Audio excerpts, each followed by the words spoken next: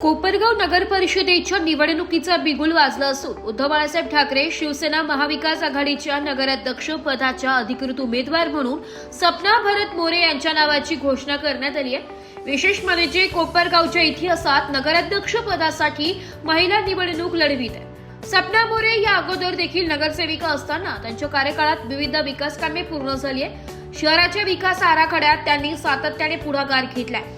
कोपरगावच्या नागरिकांसाठी चांगले पाणी पुरवठा, पक्के रस्ते, स्वच्छ व्यवस्थापन या मुद्द्यांवर त्यांनी नेहमी प्रयत्नशील भूमिका घेतली आहे। निवडून आल्यास कोपरगाव शहरातील पाण्याचा प्रश्न सोडविणे हे त्यांचे पहिले प्राधान्य असणार आहे।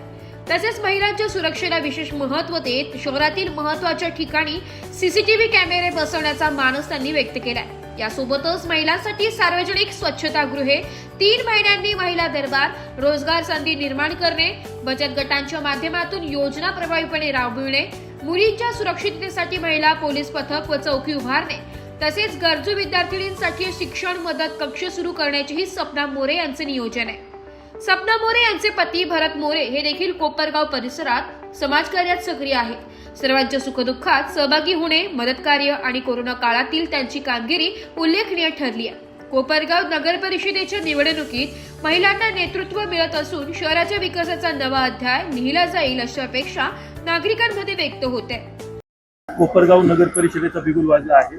थेट नगराध्यक्ष पदासाठी आपण उद्धव बाळासाहेब ठाकरे गटातून या ठिकाणी उमेदवारी लढवत आहे, काय सांगाल? कोपरगाव नगर परिषद 2025 साठी नगराध्यक्ष पदासाठी मी निवडणूक लढवत आहे। ही निवडणूक लढवत असताना माझ्या समोरचे जे उमेदवार आहे ते अतिशय बलाढ्य म्हणजे धनशक्तीने ते बलाढ्य आहे। त्यांच्याकडे जरी धनशक्ती असली तरी जनशक्ती माझ्या मागे आहे। ते इतक्या खालच्या पातळीला जाऊन प्रचार करताय। एक महिला म्हणून समोर आपल्या समोर महिला उभी आहे याचं सुद्धा त्यांना भान नाहीये। पण माझ्या माता भगिनी, कोपरगाव शहरातील सगळे मतदार बंधू भगिनी माझ्या पाठीशी आहे।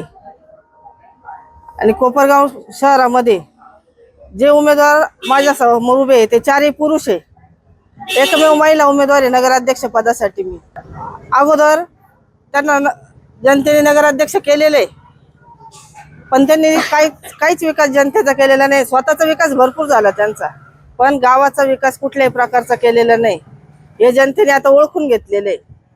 मी 10 वर्ष नगरसेविका असताना मी केलेले काम हे माझ्या प्रभागातल्या जनतेला तर माहिती आहे, पण शहरातली सुद्धा जनता ते बघत असते। कारण माझा प्रभागच एकदम बस स्टँडच्या समोर आणि वर्दळीच्या ठिकाणी असल्यामुळं शहरातले सगळेच लोक त्या भागात येतात, त्यांना तो विकास दिसतो। जसा माझ्या प्रभागाचा विकास केलेला आहे तसाच शहराचा विकास मला करायचा आहे। जसा आदर्श प्रभाग आहे, 1 नंबर प्रभाग आहे कोपरगाव शहरातला माझा, तसाच महाराष्ट्रात 1 नंबरचं शहर कोपरगाव शहर मला बनवायचंय।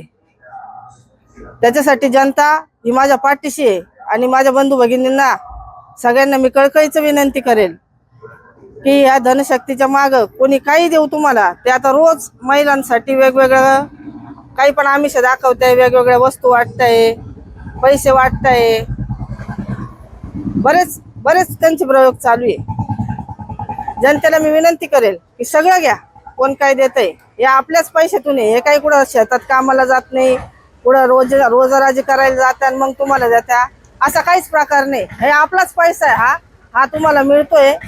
कोण काय देत असेल तो जास्तीत जास्त जे देईल ते घ्या, फक्त योग्य बटन आपण दाबा आणि तेवढी जनता सुज्ञ ते करणार आहे। आणि हे 21 तारखेला निकालातून दिसणार आहे, आम्हाला पूर्ण विश्वास आहे।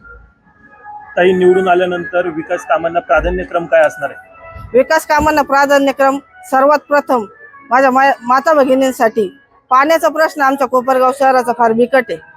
5 दिवसाआड पाणी येतं, ते पण स्वच्छ येत नाही। अतिशय गढूळ दुर्गंधीयुक्त पाणी येतं, पिण्यालायक ते पाणी नसतं। प्रत्येकाला फिल्टर प्लांट घरात बसवावा लागतो। इथला जो कोपरगाव नगरपालिकेचा फिल्ट्रेशन प्लांट आहे तो बंद अवस्थेत आहे, त्याच्यामुळे प्रत्येकाला जारचं पाणी घ्यावं लागतं, घरात फिल्टर बसवावं लागतं। त्याच्यामुळे सर्वात प्रथम स्वच्छ पाणी, पूर्ण दाबाने पाणी आणि दररोज पाणी हे मी देणार आहे। त्याच्यानंतर कोपरगाव शहरातील कुठंच कोपरगाव शहरामध्ये स्वच्छतागृह नाही महिलांसाठी, पुरुषांसाठी त्याची अवस्था दुरावस्था अत्यंत। त्याच्यामुळे सर्वात अगोदर महिलांसाठी स्वच्छतागृह जे पुरुषांचे आहे त्या ठिकाणी त्याची दुरुस्ती करून आणि त्यांच्या सुद्धा संख्येत वाढ करायची आहे. स्वच्छतागृहाच्या पुरुषांच्या सुद्धा स्वच्छतागृहामध्ये वाढ करायची आहे. महिलांसाठी तर सगळे नवीनच करावं लागणार आहे, कारण एकही नाहीये, ते मी पहिले करणार आहे. जाता जाता कोपरगाव मधील नागरिकांना आपण काय संदेश द्या? कोपरगाव शहरातल्या नागरिकांना माझी एकच कळकळीची विनंती आहे, आपल्यासारखी सर्वसामान्य घरातली एक स्त्री कोपरगाव नगर परिषदेच्या नगराध्यक्ष पदाची निवडणूक लढवत आहे. जे नगराध्यक्ष पदासाठी जे उमेदवार आहे त्यांना आपण एकदा संधी दिलेली आहे आणि ज्यांना दिलेली नाहीये संधी, पण ते कोणाच्या तरी हातातलं कठपुतली म्हणा, बावला म्हणा, त्याप्रमाणे त्यांचं काम चालणार आहे. कारण ते आत्ताच एक आमदार आहे, एक माजी आमदार आहे, त्यांचे ते उमेदवार आहे. जर त्यांची काम करायची इच्छाशक्ती असती तर ते आमदार असताना ते करू शकत होते. त्याच्यासाठी नगरपालिकेची, नगराध्यक्षाची, नगरसेवकांची गरज त्यांना नव्हती. ते कामं ते करू शकत होते. ते आता सांगताय का आमचा नगराध्यक्ष निवडून द्या, नगरसेवक निवडून द्या, मग आपण शहराचा हा विकास करू, तो विकास करू. तर हा कुठल्याही प्रकारचा विकास त्यांना जर करायचा असता ते आमदार असताना ते करू शकतात. आत्ता जो रोजचा पैशाचा जो उदामादा चालू आहे त्या खर्चामध्ये कोपरगाव शहर इतकं सुधारलं असतं का त्यांना मत मागायला सुद्धा कोणापर्यंत जायची गरज आली नसती. पण त्यांना विकास करायचा नाही, लोकांना 100, 200, 500 रुपये द्यायचे. मग लोक जर कामं सांगायला गेले तर त्यांना सांगायचं की पैसे दिलेले, तुमचा काही बोलायचा अधिकार नाही. त्याच्यामुळे हे काही कामं करणार नाही. आत्ता जे भांडणं चालू आहे त्यांचे दोघं एकमेकाच्या विरोधात, रोज पोलीस स्टेशनला, एक कोर्टात, एक कचेरीत आहे. आणि निवडून जर कदाचित चुकून जर आलाच, येणार नाही 100% मी येणार ही मला खात्री आहे, तर त्याच्यानंतर जर आलंच कोणी निवडून तर तेव्हा पण हे भांडणच करणार आहे, कोपरगावचा विकास करणार नाही. याच्या आधी सुद्धा लोकांनी बघितलेलं आहे का ते भांडणच चालू राहतं त्यांचे. याच्या अगोदर सुद्धा कामांना स्टे लावलेला आहे त्यांनी. त्याच्यासाठी मी कळकळीची विनंती करेन माझ्या सर्व मतदार बंधू भगिनींना की मी आपल्यासारखीच एक सर्वसामान्य घरातली गृहिणी आहे. आपल्या सर्वसामान्यांच्या प्रश्नाची मला जाण आहे.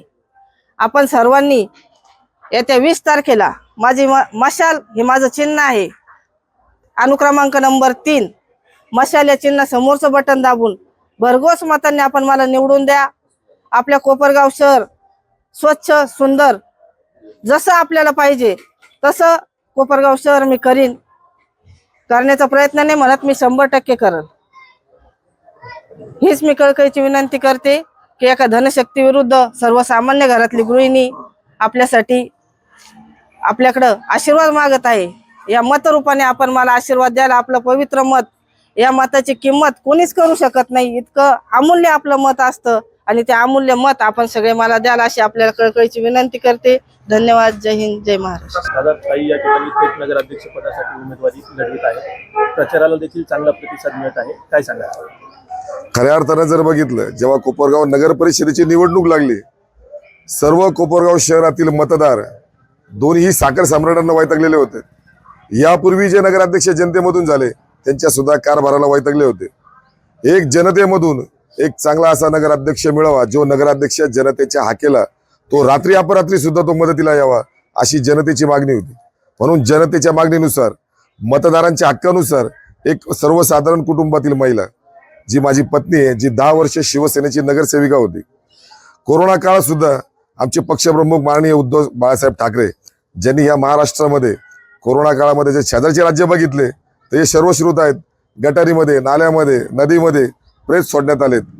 पण मृतांची संख्या या महाराष्ट्रामध्ये का कमी झाली? ते उद्धवजींचं काम होतं. महाविकास आघाडीच्या सर्व मंत्र्यांनी एक संघटित येऊन, एक विचारानं येऊन आपला महाराष्ट्र आणि महाराष्ट्रातला प्रत्येक नागरिक, या भूमीतला नागरिक कसा कोरोना संकटापासून दूर गेला पाहिजे, हे दवाखाना असेल, बेड असतील, ऑक्सिजन असेल, अनेक त्यांना अन्न पुरवठा कसा करायचा, या सगळ्या पद्धतीनं कोरोनापासून या महाराष्ट्राला दूर ठेवलं. त्याच पद्धतीनं कोपरगाव शहरामध्ये अनेक जण कोरोनाबाधित झाल्यानंतर त्यांना बेड मिळवून देणं, त्यांना ऑक्सिजन कसं उपलब्ध होईल, रोजचे डबे 300 ते 350 डबे आमच्या शिवसेनेनं सौ सपनाताई भरत मोरे यांच्या नगरसेवक या पदाच्या मार्गदर्शनाखाली 300-350 डबे ज्या गरजू लोकांना, जे 4 भिंतीच्या आत भयभीत झालेले होते, ज्यांना बाहेर कोरोनात काय चालू आहे, किती वातावरण गंभीर झालेत, किती लोक बाहेरच्या राज्यामध्ये मरतायत, हे टीव्हीच्या माध्यमातून समजत होतं. त्यामुळे लोक भयभीत झाले होते. अशा लोकांना दूध पिशवी असेल, साखर, चहा पावडर, जेवणाचे डबे आम्ही त्या लोकांना पोच केलेत. आज खऱ्या अर्थानं मी त्याचा मोबदला मागत नाहीये. शिवसेना आणि शिवसेनेची विचारधाराची आहे, अन्यायाच्या विरोधात, गोरगरिबांच्या सोबत आणि ज्या लोकांना खरंच गरज आहे त्या लोकांना संकटा काळात त्यांच्या पाठीशी उभं राहिलं पाहिजे, ही शिवसेना प्रमुखांची शिकवण आहे. त्या शिकवणीप्रमाणे आम्ही प्रत्येक संकटात लोकांचे उभे राहतो. मोबदला मी तो मागत नाही, पण इथून पुढं मी जनतेला आव्हान करतो, एक तुमच्यातली एक सर्वसामान्य या 64,000 मतदारामधून 31 ते 32,000 महिलांचं वोटिंग आहे. स्त्री शक्तीचा जागर, स्त्री शक्ती सक्षमीकरणासाठी एक महिला सर्वसामान्य कुटुंबातली उभी आहेत. तुमची सगळ्यांची ताकद एका महिलेला जर मिळाली तर हे कारखानदार यांच्याकडे तुम्ही रात्री गेल्यानंतर, दिवसा गेल्यानंतर यांच्या पियेला पहिले तुम्हाला भेटावं लागेल. यांच्या दारात मोठमोठी कुत्री आहेत, ती कुत्री तुमच्यावर पहिले भुंकणार. हे सर्वश्रुत आहेत, हे सगळ्यांना माहिती आहेत. एक सर्वसामान्य कुटुंबातील महिला ज्यांचा मेडिकलचा व्यवसाय आहे, रात्री अपरात्री लोकांना औषधं पुरवणं, अपघातस्थळी लगेच पोहोचणं हे आमचं कर्तव्य समजतो आम्ही. पण आम्हाला पुढं अहोरात्र सेवा करण्यासाठी या कोपरगाव जनतेचे अनेक प्रश्न आता ताईंनी सांगितलेत, मी ते प्रश्न वारंवार सांगणार नाही. तेच सडलेले आणि कुजलेले प्रश्न आपला देश स्वतंत्र झाल्यापासून, त्याच मूलभूत गरजापासून आपलं कोपरगाव शहर आजही वंचित आहे. मग तेच प्रश्न पहिले मार्गी लावणार. शेजारचे तालुके जर आपण बघितले पंचक्रोशीत, दरवर्षी प्रत्येक निवडणुकीमध्ये नवीन प्रश्न असतात. का आपल्या कोपरगाव शहरामध्ये त्याच पाण्याच्या मुद्द्यावर निवडणूक लढवली जाते? मतदार राजांनो, हे खेळवतायत आपल्याला, हे फक्त खेळवतात, एकाच मुद्द्यावर निवडणूक लढवतात, कोट्यवधी रुपये खर्च करतात. मग का ते कोट्यवधी रुपये खर्च करून इथं पाणी ते व्यवस्थित आपल्याला देऊ शकत नाही? 22 नंबरचं तळ होऊन सुद्धा आपल्या घशाला आजही कोरड आहेत. का 5 दिवसाआड पाणी मिळतं? का दुर्गंधीयुक्त पाणी मिळतं? का गढूळ पाणी मिळतं? का आपला पूर्ण दाबाने पूर्ण पाणी मिळत नाही? ही सगळी गंभीर समस्या या लोकांच्या हातात आहे, ते सोडवू शकतात. पण तुम्हाला आम्हाला खेळवायचं आहे. का MIDC होऊन देत नाही आपल्या कोपरगाव शहरामध्ये? का बेरोजगारांना रोजगार मिळून देत नाही? जर बेरोजगारांना रोजगार मिळाला तर यांच्या कारखान्यात कामाला जाईल कोण? यांचा कार्यकर्ता होईल कोण? हे मतदारांनो आपल्याला सगळ्यांना समजतंय. पण आता अभी नाही तो कभी नाही, आता ही शेवटची वेळ आहे. आमच्यासारखे सामाजिक कार्यकर्ते आता इथून पुढे हिंमत करणार नाही. यंदा जर तुम्ही आम्हाला निश्चित निवडून दिलं तर मी कायम माझ्या भाषणात सांगतो, नगराध्यक्षाच्या कॅबिनला दरवाजा नसणार. शनी शिंगणापूर सारखी आपल्याला प्रतिकृती या कोपरगावमध्ये दिसेल. दरवाजा वाजवायची गरज नाही, कुठल्या शिपायाला सांगायची गरज नाही. जनता हो, मायबाप जनता हो, डायरेक्ट तुमचे प्रश्न मांडा. नगराध्यक्षाच्या कॅबिनला दरवाजा नसणार. दर 3 महिन्याला जनता दरबार असणार, महिलांसाठी असणार. सगळे अधिकारी, पोलीस स्टेशन पासून नगरपालिका आणि ग्रामीण रुग्णालयाचे अधिकारी, डॉक्टर लोक समोर तुमच्या बसतील, तुमचे प्रश्न मार्गी लावले जातील. हे सगळं आव्हान तुम्हाला मी प्रत्येक भाषणात करतोय. आज पैशाचा जर बघितलं, सगळीकडे आयदोत चालू आहे. आज 16-17 वर्षाच्या लेकराला 5-5, 10-10 हजारचं पाकिट पैशाचं दिलं जातंय. 16-17 वर्षाच्या मुलाची मतदार यादीत नाव नाहीये, तो मतदार सुद्धा नाहीये. मग का आपली तरुणाई व्यसनाधीन करतायत? आज हॉटेल बघितले आपण, फुल हॉटेल चालू आहेत. जिकडं तिकडं तरुणाई ही सगळी व्यसनाधीन होतीये. कोण व्यसनाधीन करतायत? निवडणूक उद्या संपून जाईल, कोण उमेदवारांना पैसे देणार? उद्या चोऱ्या करतील, दरोडे घालतील, मारामाऱ्या करतील, गुन्हेगारीकडे वळतील. याला कारणीभूत हे साखर सम्राट आहेत. किती दिवस आपण आता सहन करायचं? मी आता विनंती करतो, घ्या, आलेले पैसे घ्या. आम्ही नाही म्हणत नाही, काय चॉकलेट कॅडबरी येतील ते घ्या. हा पैसा तुमचाच आहे, तुमच्याच कष्टाचा पैसा आहे. बळीराजाच्या शेतीचा माल जेव्हाच्या कारखान्यात येतो, ऊस येतो, टाटा मारून ते पैसे घेतात. तेच तुम्हाला वाटतंय?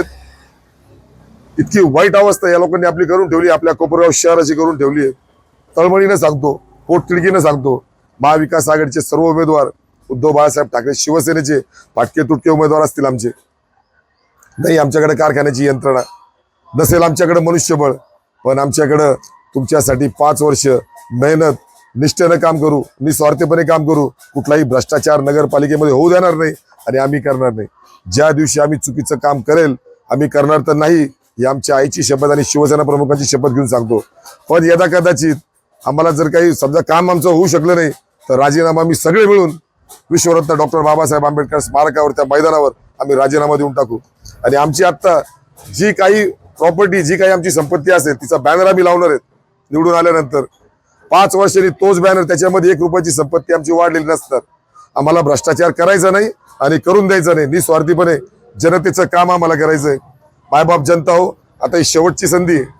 शेवटची संधी ही कोपरगावच्या विकासासाठी, सुंदर कोपरगाव करण्यासाठी, तुमच्या आमच्या मनातलं सुंदर कोपरगाव करण्यासाठी, महिलांना रोजगार मिळण्यासाठी, कचरामुक्त होण्यासाठी, धूळमुक्त होण्यासाठी, खड्डेमुक्त होण्यासाठी आता ही शेवटची संधी आहे.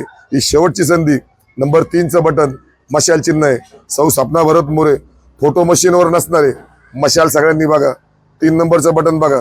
महाविकास आघाडी सोबत आमची तुतारी पण आहेत. आमच्या सोबत एक हिरा जो 8 नंबर प्रभागामधून अर्जुन मोरे म्हणून हा उमेदवार आम्ही पुरस्कृत केला आहे.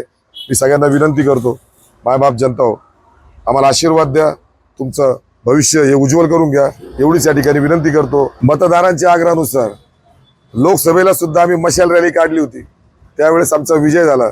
शिर्डी लोकसभा मतदारसंघाचे खासदार भाऊसाहेबजी वाघचौरे प्रचंड बहुमताने या ठिकाणी निवडून आले.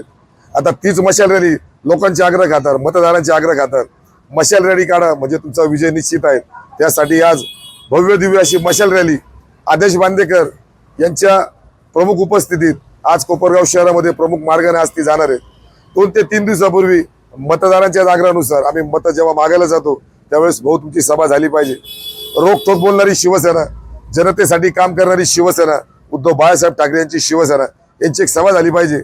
म्हणून विधानसभेचे माजी विरोधी पक्षनेते आमदार अंबादास दादा दानवे यांची जाहीर सभा झाली. त्या जाहीर सभेने सुद्धा या दोन्ही साखर सम्राटांचे आणि ते जो 2 बाकीचे उमेदवार आहेत ज्यांनी पदं भोगली आहेत त्यांच्या पायाखालची वाळू घसरली म्हणून एका महिलेची बदनामी करण्याचं काम हे षडयंत्र चालू केलंय.